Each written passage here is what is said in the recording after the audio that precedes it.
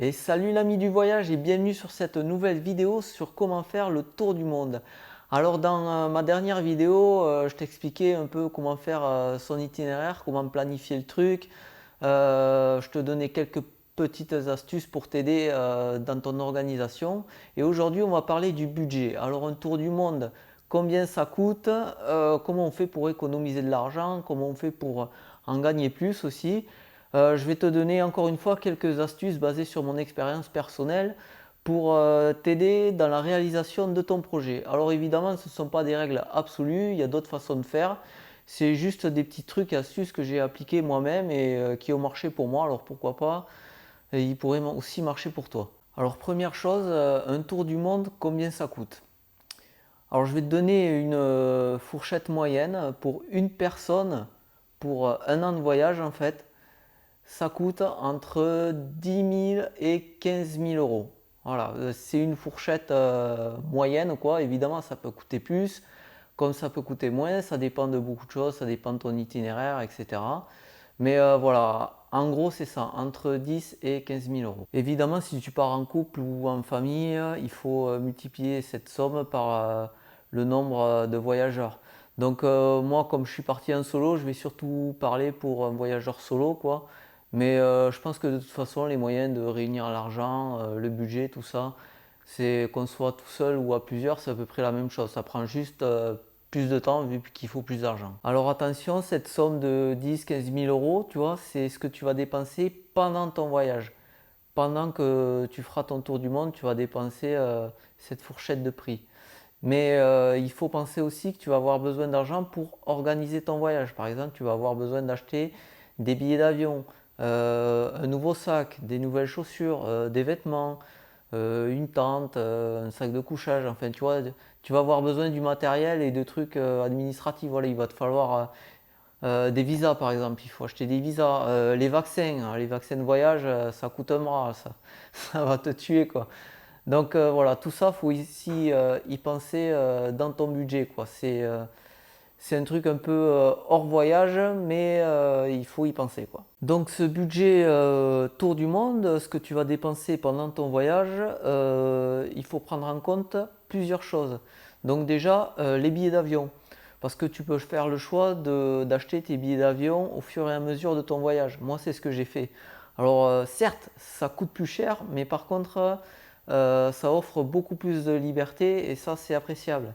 Ensuite, les visas par exemple, parce que tu peux acheter, enfin tu peux plutôt commander des visas d'un pays étranger pour aller dans un autre pays. Par exemple, tu es au Vietnam, tu demandes un visa pour visiter la Chine pendant que tu es au Vietnam, c'est possible. Bon, par contre, niveau administratif, j'imagine à peine le bordel que ça doit être. Je sais qu'il y en a qui le font, j'en connais, mais moi c'est le truc, j'évite ça comme la peste. Ensuite, tu peux prendre en compte par exemple les taxes douanières, c'est ce que tu vas payer quand tu franchis une frontière par la route, en bus, en taxi, à pied, comme tu veux.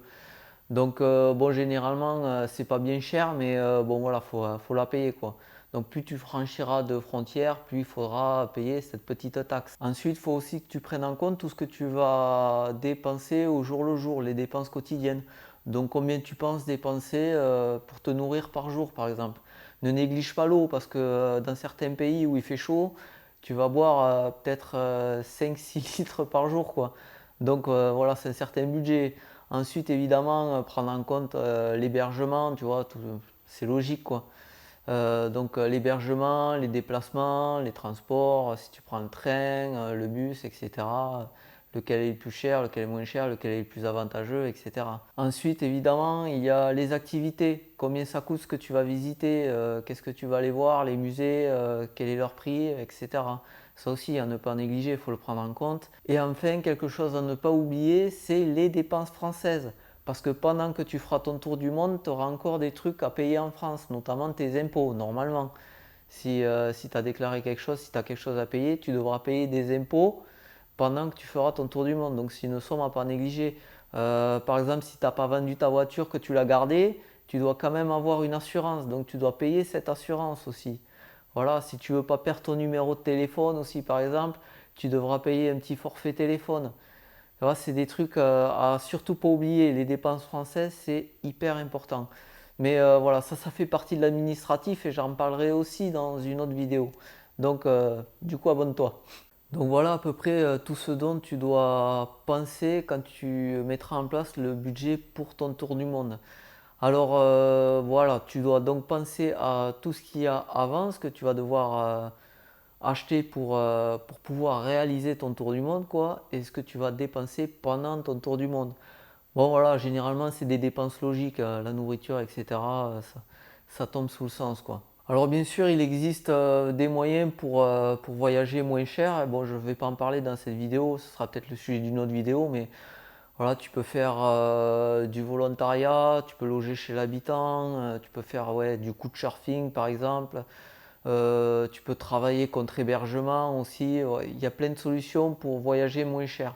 Mais bon, ça ferait une vidéo vraiment trop grande, donc tous ces sujets, j'en parlerai sûrement un peu plus tard dans une autre vidéo. Enfin, un conseil très important que j'aimerais te donner quand tu mettras en place ton budget, en fait, c'est de ne pas avoir un budget trop serré dans ton voyage. Parce que voilà, le but c'est quand même de profiter de ce tour du monde, quoi. Tu dois t'amuser, tu dois prendre du bon temps et tout. Donc si tu dois à chaque fois regarder à la dépense, ah ça c'est trop cher, je peux pas me le permettre, ah ça je peux pas non plus, c'est chiant quoi, ça va un peu gâcher ton voyage. Donc vaut mieux prévoir une somme d'argent beaucoup plus grosse quoi et pouvoir profiter, dépenser un peu plus que toujours devoir te brider, de ne pas pouvoir dépenser parce que tu auras un budget un peu trop serré quoi. Ensuite, avoir un budget plus élevé, c'est important, tout simplement parce qu'il peut y avoir des imprévus. Moi, j'ai eu plein d'imprévus. Voilà, j'ai raté des avions, donc j'ai dû racheter des vols. Voilà, c'est le genre de truc qui peut arriver, quoi. Tu peux avoir une dépense imprévue comme ça. Donc c'est important de prévoir un budget plus large. Un autre conseil que je vais te donner pour mettre en place ton budget, c'est justement de ne pas mettre en place un budget. Tu vois, en fait, on n'organise pas un tour du monde comme on organise un voyage de 15 jours. Tu ne peux pas calculer au jour le jour combien ça va te coûter de prendre tel train, de prendre tel avion, d'aller voir tel truc. Sur un an, imagine, c'est une somme de travail colossale, c'est énorme, quoi. Tu ne peux pas faire ça. Enfin, si c'est ta passion, pourquoi pas, tu vois. Mais moi, c'est le genre de truc que je ne peux pas faire. Donc, le conseil que je te donne, c'est tout simplement de choisir une somme avec laquelle tu vas partir et avec laquelle tu vas faire ton tour du monde. Par exemple, dis-toi, ben voilà, je t'ai donné une petite fourchette en début de vidéo, entre 10 et 15 000 euros. Dis-toi, ben voilà, je vais mettre 15 000 euros de côté et je vais faire mon tour du monde avec 15 000 euros. Tu vois, moi j'ai fait ça en fait. Je suis parti avec 20 000 euros, je savais que j'étais large en plus, donc ça m'a permis de profiter sans trop regarder de l'argent. Moi en tout, j'ai dépensé, je crois, je pense que j'ai dépensé dans les 13 000 euros. Tu vois, je suis parti avec 20 000 et j'ai dépensé 13 000 euros dans mon voyage pur, quoi. Je ne compte pas ce que j'ai dépensé avant pour acheter quelques billets d'avion ou du matériel dont j'avais besoin. Mais voilà, j'ai dépensé dans tout mon voyage 13 000 euros, tu vois, pour voyager. Comme ça, je suis parti avec 20 000, j'ai pas eu besoin de me prendre la tête tout le temps à regarder à la dépense et tout. Bon, évidemment, quand il y a des trucs que je trouvais un peu trop chers, je dépensais pas d'argent. Par exemple, en Nouvelle-Zélande, je voulais visiter les glaciers, mais pour aller sur le sommet des glaciers, il faut prendre un hélicoptère et prendre un hélicoptère, ça coûte une blinde. Donc j'ai dit non, ça je peux pas me permettre. Mais donc voilà, ouais. Prends-toi une somme de départ avec laquelle tu vas partir et tu tables sur ça et tu y vas. Alors voilà, tu viens de finir de planifier ton budget et on va dire que tu as besoin de 15 000 euros pour faire le tour de monde de tes rêves. Donc cet argent, où le trouver? Première solution, cet argent, tu l'as déjà. Il dort sur un compte. Pendant des années, tu as économisé comme ça pour mettre de l'argent de côté en cas de coup dur ou parce que tu voulais, je sais pas, t'acheter un appartement par exemple, un truc comme ça. Mais voilà, là, tu as vraiment envie de partir, donc ben, tu peux utiliser cet argent que tu as mis de côté pendant des années. Parce que voilà, il sert à rien, donc pourquoi pas l'utiliser pour réaliser ton projet de tour du monde. Moi, c'est ce que j'ai fait, c'était mon cas, voilà, les 20 000 euros dont je te parlais tout à l'heure. Ils dormaient sur un compte, la banque plutôt gagnait de l'argent dessus, tu vois, avec ton argent, la banque elle gagne de l'argent aussi parce qu'ils spéculent dessus, enfin bref. ça c'est un autre sujet. Mais je me suis dit, ben, pourquoi pas utiliser cet argent qui dort sur un compte que j'utiliserai jamais de toute façon. Et du coup, voilà, j'ai appelé ma banquière, je lui ai dit, bon ben voilà, je voudrais débloquer ces fonds-là. Et j'ai fait mon tour du monde avec ces fonds-là. Deuxième cas de figure, l'argent, t'en as pas. Alors, bon, voilà. Généralement, c'est le cas de figure le plus répandu. Moi, par exemple, quand je voulais visiter au Japon, j'avais pas beaucoup d'argent. Donc, j'ai dû trouver un moyen, enfin plusieurs moyens même, de gagner de l'argent facilement. Donc, ben, il y a plusieurs solutions, je vais te les donner. Enfin, je vais te donner quelques astuces, quelques pistes. Après, tu peux trouver toi aussi. Alors, tu vas voir, c'est pas si difficile que ça. Ça peut être très long, c'est vrai, surtout voilà, si vous êtes plusieurs, hein, si c'est toute une famille que tu veux amener un tour du monde, évidemment, ça va prendre beaucoup de temps. Si tu es tout seul, ça peut être relativement rapide. Donc première chose, il va falloir économiser. Donc ben, il faut se serrer la ceinture, quoi, hein. Donc arrêter les achats compulsifs, acheter des trucs qui ne servent à rien. Ça on le fait tous, hein. Les produits marketing ils sont très forts pour nous faire acheter des trucs dont on n'a pas besoin. Donc à chaque fois que tu vas dépenser des sous, dis-toi est-ce que j'en ai vraiment besoin, quoi. Hein, généralement la réponse c'est non. Ce que tu as le plus besoin c'est la nourriture généralement, tu vois. Donc acheter moins cher aussi, évidemment, faire attention aux dépenses. Réduire aussi tout ce qui est dépenses mensuelles, prendre un forfait téléphone moins cher par exemple. Arrêter ton abonnement à Netflix, ouais, ça peut faire du mal, mais bon voilà. Moi après les séries c'est pas mon truc, mais si c'est ton truc ça peut être un peu dur. Bon voilà, ralentir sur les loisirs, bref, faut faire des efforts pour économiser, quoi.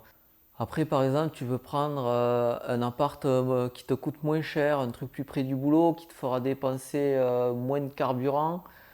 Tu vois, il y a plein de petites solutions comme ça pour économiser des petits sous tout au long du mois, mais finalement, au bout d'un mois, ça te fait quand même une belle somme d'argent à mettre de côté, quoi. Bon, économiser, c'est bien joli, faire des efforts, c'est bien gentil, mais ça va pas te permettre d'aller assez vite. Donc l'autre solution, c'est aussi de gagner plus d'argent. Alors comment gagner plus d'argent? Ben déjà, il y a les heures sup. Bon, alors ça fait pas forcément plaisir, hein, mais ça peut être une solution. Ensuite, moi, ce qui m'a permis de gagner le plus d'argent pour financer mes voyages ou acheter du matériel justement pour ce tour du monde, c'est de vendre sur le Bon Coin, Vinted, les trucs comme ça, vendre tout ce que tu n'utilises pas. Alors ça, il ne faut pas hésiter. Franchement, souvent on garde des trucs valeur sentimentale ou voilà, des trucs comme ça, des trucs qui nous servent à rien, ça dort dans des placards, genre la multicrêpe partie de Tefal, le service à raclette, la robe que tu as mise pour le mariage de la cousine, tu l'as mise qu'une fois, voilà, n'hésite pas à vendre. Et pour vendre, il ne faut pas hésiter aussi à mettre un prix bas. Même si tu vends un truc 10 euros qui en vaut 30, tu es sûr qu'il partira. Mais 10 euros plus 10 euros plus 10 euros, ça peut aller très vite. Alors au début, tu auras du mal à vendre comme ça les trucs auxquels tu es attaché, parce que c'est vrai, on s'attache, les trucs, on a des valeurs sentimentales, mais dès que tu vas commencer à gagner de l'argent, tu vas être pris dans une sorte de frénésie de vente comme ça, et tu vas vendre tout ce que tu as. Moi, j'arrêtais pas, j'ai vendu plein de trucs.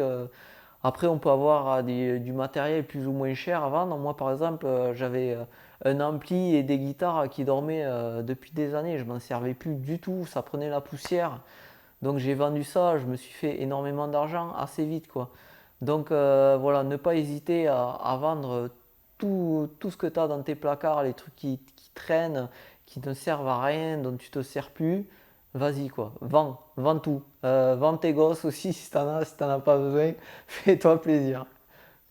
Alors, autre moyen de gagner de l'argent aussi, c'est de louer tes services ou ton matériel sur des sites communautaires d'entraide du genre Allo Voisin ou Place de la Loc, enfin des trucs comme ça, quoi. Donc, c'est des gens qui ont besoin, par exemple, tu as une perceuse, le voisin a besoin d'une perceuse, enfin le voisin ou quelqu'un plus loin, tu vois, et tu lui loues ta perceuse, tu vois, parce qu'il en a besoin, ben voilà, il te donne un petit peu d'argent contre ta perceuse. Tu peux aussi louer voilà, tes services. Il y a des gens qui ont besoin, par exemple, si tu as une fourgonnette, pour des déménagements. Tu vas aider les gens à déménager contre un peu d'argent. Ou monter des meubles Ikea, ça se fait beaucoup. Les gens achètent des meubles Ikea, ils savent pas les monter ou ils en ont pas envie tout simplement. Mais tu vas leur monter leurs meubles Ikea pour un petit peu de sous. Donc tu vois, il y a plein de solutions comme ça en fait pour gagner de l'argent assez rapidement. Et franchement, si tu es tout seul, tu arriveras à gagner de l'argent assez rapidement, quoi. Une autre chose à laquelle tu dois penser, c'est aux grosses rentrées d'argent possibles. Donc par exemple, tu vas partir en tour du monde, donc ben, tu vas lâcher ton appartement. Donc si tu étais locataire, tu vas avoir une petite caution qui va revenir. Si tu es propriétaire, alors là c'est encore mieux. Peut-être que tu vas vendre ton appart ou ta maison, si c'est une maison. Ou tu peux peut-être aussi la louer, tu vois, ça fait quand même, si tu la loues, c'est tout bénef. Tous les mois, tu vas avoir un peu d'argent qui rentre, un peu, même beaucoup d'argent qui rentre pendant ton tour du monde. Ça, c'est à ne pas négliger. Peut-être tu vas vendre aussi ta voiture, par exemple. Tu vas partir en tour du monde, ta voiture, tu n'en auras pas forcément besoin, je pense, hein, pas sûr. Donc ben, tu vas peut-être la vendre ou pourquoi pas la louer. Tu peux la louer à un pote, un truc comme ça, lui dire ben voilà, je te prête ma voiture pendant tant de temps, est-ce que tu peux me donner un peu d'argent en échange, par exemple. Donc voilà, pareil, tu vas quitter ton boulot.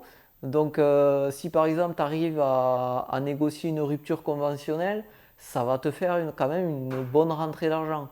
Donc voilà, il faut penser à ce genre de truc quand tu vas organiser ton budget. Tu vois, il y a beaucoup de décisions à prendre en fait, mais ça peut beaucoup t'aider, quoi. Voilà, c'est terminé pour cette vidéo au sujet du budget pour faire un tour du monde. Alors j'espère qu'elle t'aura été utile. Bon, j'ai dû oublier quelques trucs, donc si tu as des questions, n'hésite pas à me les poser en commentaire. La prochaine vidéo sur comment faire un tour du monde portera sur les formalités administratives à faire avant de partir. Parce qu'il y a quelques trucs à faire importants, à ne surtout pas oublier pour ne pas se retrouver dans le caca, comme on dit.